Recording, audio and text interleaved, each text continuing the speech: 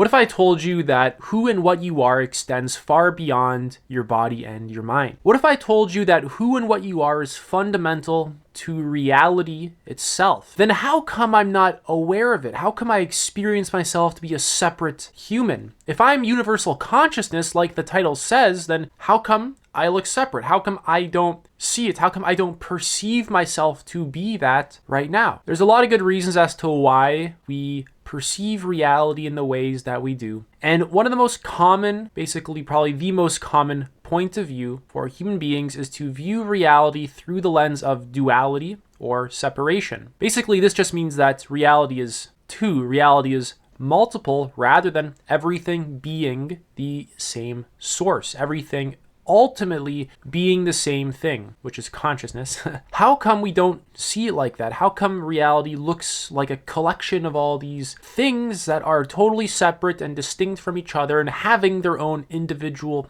existence? Isn't this a contradiction to the statement, you are universal consciousness, and the whole worldview of consciousness being fundamental to reality? So the reason why we perceive reality in this way, one perspective as to why, and it's a very valuable perspective, is because we are stuck in survival mode. I'm really going to be going in depth about what that is in this video, so just bear with me for now. Basically, survival mode makes us less conscious, it makes us less aware, and it makes us less mindful. To put that in another way, we basically grow to be materialists. We become consumed by thoughts about the external world and the things in the external world, like car or another person or a water bottle or just regular objects. When we live in survival mode, we experience ourselves to be an ego. We experience ourselves to be a self. And because of this, we forget our true nature, who we really are, what we really are. We misperceive reality because our mind is conditioned towards survival rather than seeing reality clearly. And it's when we are continuously stuck in survival that we appear separate from the universal field of consciousness, that reality looks like a collection of individual parts that have little to no real relation or connection to each other. And I want to throw up this picture really quickly. It's just a little thing that I made. Basically, the oval represents reality, universal consciousness, or really your true self. This is all of existence. And within that oval, there is your ego. And you recognize yourself to be that ego. That is who you believe you are. That is most likely what you are currently believing you are and really experiencing yourself to be. But this is an optical delusion, really. Like, it's not a real thing. It's a byproduct of our misperception of reality. So when we're in survival mode, we are hyper-focused on survival. We're just trying to live. Our minds are significantly more biased, basically completely biased, towards survival rather than truth. This is what has helped our species to survive. And survival mode is characterized by a lot of things. And very quickly, I want to touch upon the stress response within ourselves. So survival and survival pressures typically come with quite a lot of stress. And when we experience that, our stress response goes off. And we are really focused on three things. We're focused on our body and what it needs in order to survive. That means like a warm shelter, food, a loving partner, human connections, money, whatever it is, things we just biologically need in order to continue living in the future. We're focused on the environment. What can I do with my environment in order to survive? Or if there's any threats in my environment, where can I go to escape them, right? How can I manipulate the environment to get what I want to live? And we're focused on time as well. How long do I have until I start dying? Or how long do I have to escape this threat? Or how long do I have to wait in order to get what I need in order to survive? These are three very key things that our mind begins to fixate on just automatically.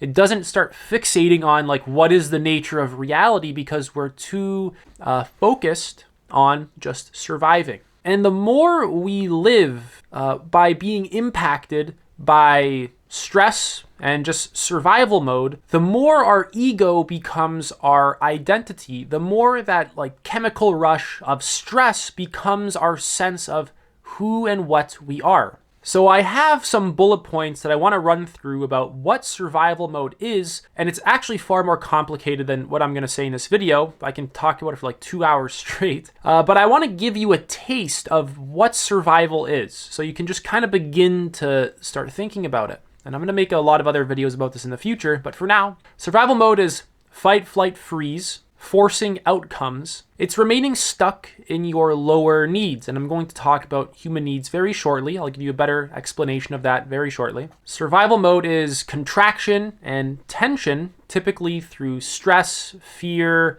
emotions, kind of just like that. Our body gets tense and it like stores tension and trapped emotions. If you actually scan your body right now with your awareness, or just breathe deeply into your gut rather than into your upper chest like you most likely are, you'll actually notice there's probably tension in your gut. And like things like that are signs that there are parts of us that are just trapped in survival mode. Like subconscious parts of us are just like really just kind of stuck there. They're unregulated. Manipulation. And our mind is really always trying to manipulate reality. Our thoughts are always basically trying to create some kind of agenda in order to get what we want, in order to survive. We're always just manipulating reality to extract from it, extract from the environment, in order to take for ourselves in ways that benefit our survival.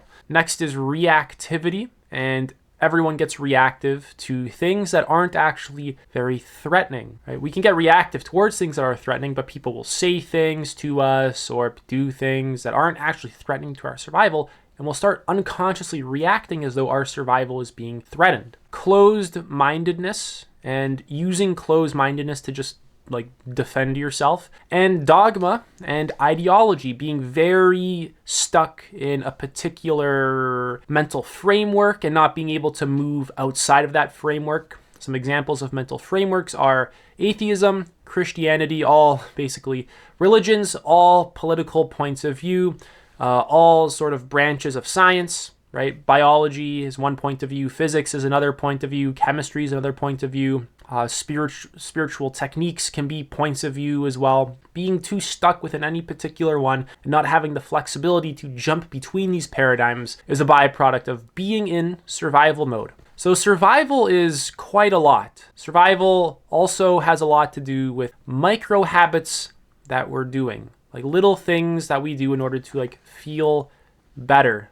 Like turning up the music in the car when we're driving. We want to like feel better. We want to actually get more energy for ourselves. We want to just survive in a way that feels good. 90, maybe 5% of the things we do are just purely for survival. This is how we're wired, and there's nothing wrong with that. The problem is when we just remain stuck within survival. There's actually stages of consciousness, there's levels of consciousness that begin to transcend survival, like self-actualization and self-transcendence. And I'm going to throw another little picture on the screen right now. And you can see the distinction that I've drawn upon here between survival needs and being needs. And this is Maslow's hierarchy with the self-transcendence stage at the top. Human needs are extremely complicated. This is a gross oversimplification of human needs, but I want you to just get a little bit of an idea of what's going on here. We have certain needs that we have to get met in order to be well, and then we can begin to transcend them towards being needs. Being needs are post-survival, so self-actualization and transcendence. And those being needs are really when our psyche becomes extremely healthy. This is like the healthiest human beings that we can really imagine. This is what a healthy psychology really looks like. Abraham Maslow studied this quite a lot. He's got The Further Reaches of Human Nature Toward a Psychology of Being. He's got quite a lot of books that he's published basically on his research of self-actualized beings and people moving into transcendence, as well as the spiral dynamics model, the ego development theory model, and the moral development theory model. I forgot who that's by, maybe Lawrence Kohlberg or something like that. Don't remember. It's been a while since I researched that last one. But basically, as we upgrade our consciousness, we begin to transcend survival, and we also include it. So it's not like we stop eating or we stop connecting with humans, but our everyday actions become more motivated by things like truth just for the sake of truth, or love, but like a more inclusive sense of love, like for all sentient beings and the universe itself, or existence itself, and a whole bunch of other values, like quite a lot of different values. I'm really oversimplifying it here, just to like throw that out there. So how do you transcend survival? I want to give you a little bit of what that is so you can just get a little bit of a better understanding of it. Mindfulness, meditation, being conscious in the present moment, watching your reactions, watching your own unconsciousness, waking up to your own reactivity and just unconsciousness and impulsivity. Shadow work, so actually going into your own psyche and looking at all the parts of yourself that you repress or deny or you avoid, and really beginning to let them bubble up to the surface and look at them honestly, right? So already there's a trend with just like observing yourself honestly, like being truthful just for the sake of truth, not truth in a way that's like dominating or trying to win or trying to be right, but just like a very sincere intention to just understand what is going on, just for the sake of understanding itself, not to get leverage in a debate or anything like that, just understanding for the sake of understanding. Regulating your nervous system, so getting your nervous system out of states of fight, flight, freeze is also a good way to begin transcending survival. Studying hundreds of perspectives is really good. A lot of people can be very intelligent, like scientists are a particularly good example of people who can be so smart, but they don't really go outside of their particular practice, right? Because, I mean, they're scientists. That's what they do. They get involved in science. And I'm not anti-science. There's nothing wrong with science. But a lot of them can actually be very dogmatic about science. A lot of them can be very close-minded around scientific ideas. And we've seen this over and over and over again throughout history. Scientists have thought they were right. This is it. We have reality figured out. But then a new theory comes, or a new realization comes, and it kind of begins to debunk the old one, or it expands upon the old one. We see this over and over and over again, even just within the last 150 years. We've seen this happen so many times. Really, in order to begin to view reality more accurately, you need to be able to jump in and out of ideas effortlessly. Like, you don't want your mind to be attached to any particular set of ideas. You don't want it to be attached to science. You don't want it to be attached to a religion. You don't want it to be attached to a specific spiritual point of view. You don't want it to be attached to Maslow's hierarchy of needs. You don't want it to be attached to any point of view. You want your mind to be able to like effortlessly jump in and out of paradigms, because that's how open-minded you are. Because as a byproduct of doing that, of developing that openness within yourself, you can investigate reality properly, right? As a byproduct of being non-dogmatic, now you are open to exploring existence in an actual honest and truthful way. Whereas when you're dogmatic, you're not interested in viewing existence in an accurate way. You're more concerned with survival, with preserving your ego, your mental self, your beliefs. You're not actually interested in seeing reality clearly. You're just stuck in survival still. And I want to point out that not all perspectives and paradigms are just equal or the same. Some points of view are more accurate than others. And how do you determine which one is more accurate than another? Jump into that point of view, try and leave your previous point of view behind as much as you possibly can, and really honestly investigate it. Like, maybe there's practices you have to do to validate this point of view, right? Maybe like you really need to explore it honestly and do specific things to get a realization. For example, to realize that your universal consciousness, you'll probably have to do meditation retreats and self-inquiry. And if you aren't doing that, you will probably never have an enlightenment experience. You can, but like the odds of it are really low. You'll probably have to really investigate the nature of your own being and wake up out of your own unconsciousness in order to recognize yourself as consciousness. So moving on is getting your lower needs met in a way that serves your higher needs. So that means that the relationships in your life align with self-actualization and self-transcendence while helping out your more selfish needs for like, I need connection and I need love and sex and approval, right? It's like what you're doing doesn't end at survival. The things that you've built your sort of survival needs upon, basically the way that you're getting your survival needs met is in a way that aligns with higher needs and serves them in healthy ways. They're not like limiting you to survival. Even your diet as well. Certain foods will make you more clear than others. At a extreme example, we can have eating McDonald's every day at this end of the spectrum, and then eating a well-balanced diet at this end, right? If you take this route, it will help you to self-actualize by being clear and healthy, and it'll help you to self-transcend because we are getting our needs met in a healthy way, and it's allowing us to just simply function properly, right? Who'd have thought?